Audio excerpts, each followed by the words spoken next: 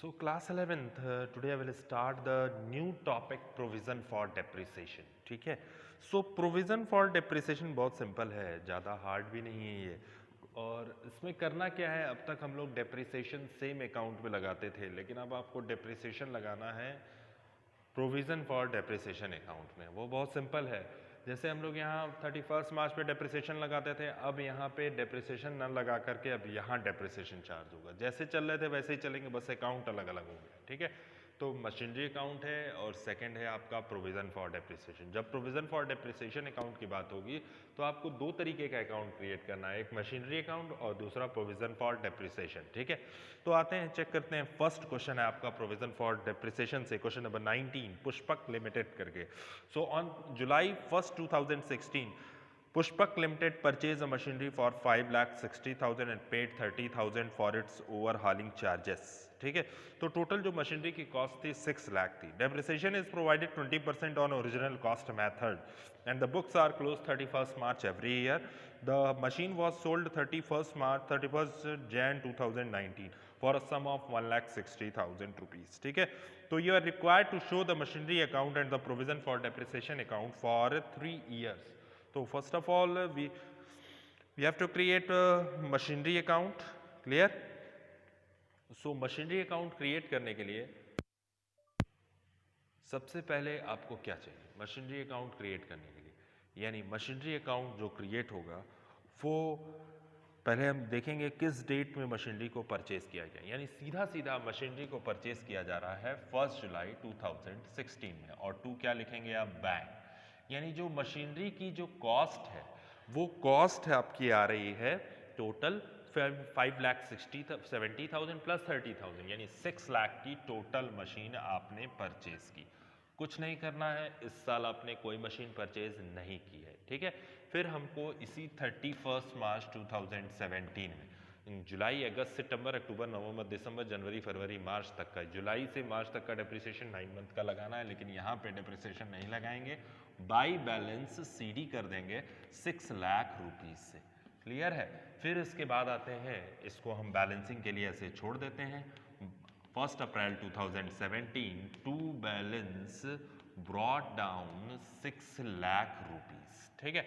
अब हम पहले साल हम डेप्रिसिएशन काउंट करते हैं. तो फर्स्ट ईयर डेप्रिसिएशन कह रहा है 20% का डेप्रिसिएशन हमें काउंट करना है.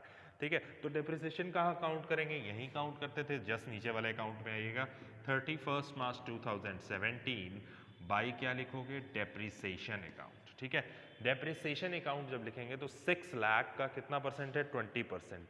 तो आ जाएगा 1,20,000. 6 लाख का 20%, 1,20,000 इंटू 9 डिवाइडेड बाई 12, यानी 90,000 का टोटल डेप्रिसिएशन काउंट हो जाएगा.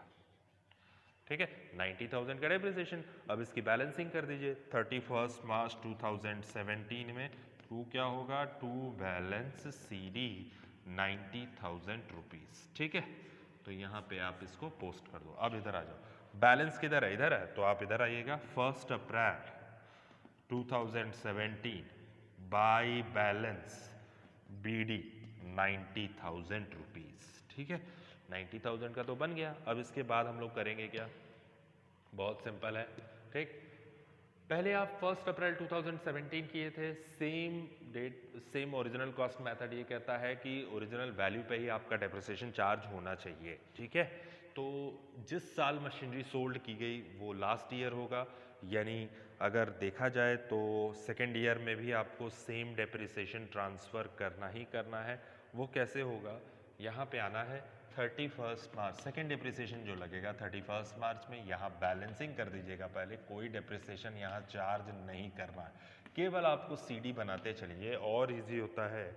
तो आप 31 मार्च में आपको 2018 में डेप्रिसिएशन काउंट करना है बाई डेप्रिसिएशन, यानी 1,20,000 रुपीज़. ठीक है. सो टोटल हो जाएगा 2,10,000. यहाँ पे आइएगा, सेकेंड ईयर आपका क्लोज हो गया. 31 March 2018 to balance C D 1,20,000 rupees. ठीक है. तो सेकेंड ईयर आपका क्लोज हो गया. अब हम आते हैं थर्ड ईयर की बात करते हैं. थर्ड ईयर में मशीन को सोल्ड किया गया. पहली चीज़ तो आप बैलेंसिंग कर लें. बैलेंसिंग कितनी है, 1 अप्रैल 2018 में टू बैलेंस बीडी कितने की है 6 लाख की, ठीक है। फिर मशीनरी को देखेंगे कब सोल्ड किया गया है। मशीनरी को सोल्ड कर रहा है ये 31 जैन में आई थिंक सोल्ड कर रहा है 2019 ऑफ द सम ऑफ ₹1,60,000 में सोल्ड ऑफ कर रहा है वो, ठीक है। तो डेप्रिसिएशन कैसे काउंट करोगे, बहुत सिंपल है। यहाँ पे कि यहाँ सीडी बनाए हो, इसका भी बैलेंसिंग कर दीजिए। हमने दोनों अकाउंट का बैलेंस कर दिया 1 अप्रैल 2018 को, बाई बैलेंस बीडी कर दीजिएगा 1,20,000 से, ठीक है।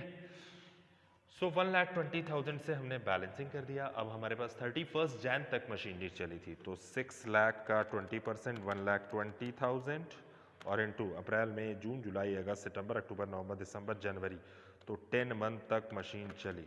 तो डेप्रिसिएशन जो काउंट हुआ होगा वो 1 लाख रुपीज़ हुआ, ठीक है। तो 1 लाख रुपीज़ का आप डेप्रिसिएशन चार्ज करना है यहाँ पे आप लिखोगे 31 Jain by depreciation account for 10 month, depreciation charge for 10 month 1 lakh.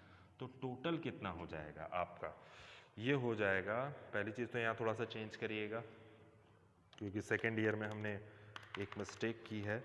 तो यहाँ पे जो बैलेंसिंग होगी दोनों को प्लस करके 2,10,000 रुपीज़ होगी, ठीक है। 2,10,000। अब आते हैं इस 2,10,000 को यहाँ ले लेते हैं, ठीक है। बैलेंस सही कर दिया हमने, 2,10,000 प्लस 1 लाख रुपीज़, तो 3,10,000 आएगा।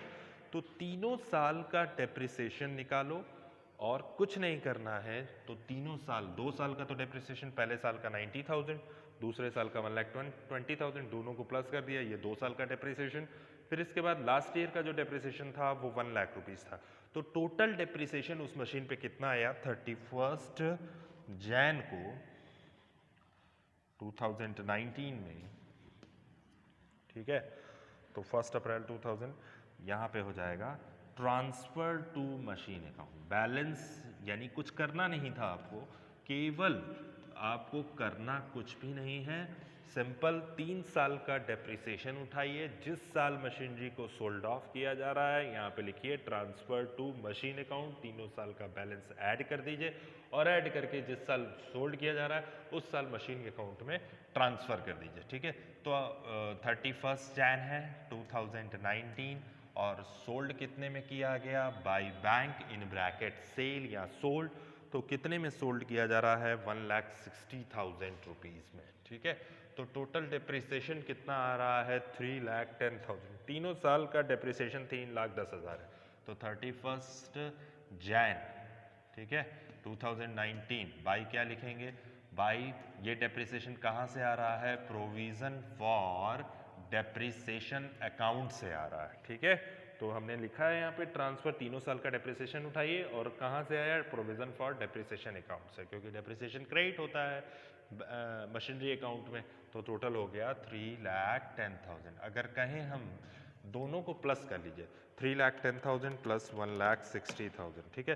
तो 4,70,000 हुआ, तो 4,70,000। अब हम ये कहें कि कितने का लॉस हुआ, तो 6 लाख वाली मशीनरी को बेचा कितने में गया, 4,70,000 में। तो 1,30,000 का सीधा सीधा लॉस हो गया। यहाँ से आप लॉस काउंट करेंगे, 6 लाख की मशीनरी थी, दोनों को प्लस करिएगा, 4,70,000 में बेचा गया, यानी 31 जैन को 2019 को बाई लॉस कितने का हो जाएगा 1,30,000 का। तो ये खत्म हो गया आपका सवाल। तीनों को प्लस करेंगे आप तो 36 लाख रुपीज़ आ जाएगा, ठीक है। तो ये था आज का पहला सवाल प्रोविज़न फॉर डेप्रिसिएशन अकाउंट से। बहुत अच्छा सवाल है ये, ठीक है। इसके बाद भी क्वेश्चंस हैं, कई क्वेश्चंस हैं, वो देखने हैं। तो अगला क्वेश्चन आपका जो है वो आ रहा है क्वेश्चन नंबर, हम बात करेंगे क्वेश्चन नंबर 20 की, ठीक है। तो एक बार और एक क्वेश्चन ये भी देख लिया जाए, क्वेश्चन नंबर 20 क्या कह रहा है, इसके बाद आपको सारे क्वेश्चंस लगाने होंगे, ठीक है। सो प्रोविज़न फॉर डेप्रिसिएशन हम चेक करते हैं अगला क्वेश्चन।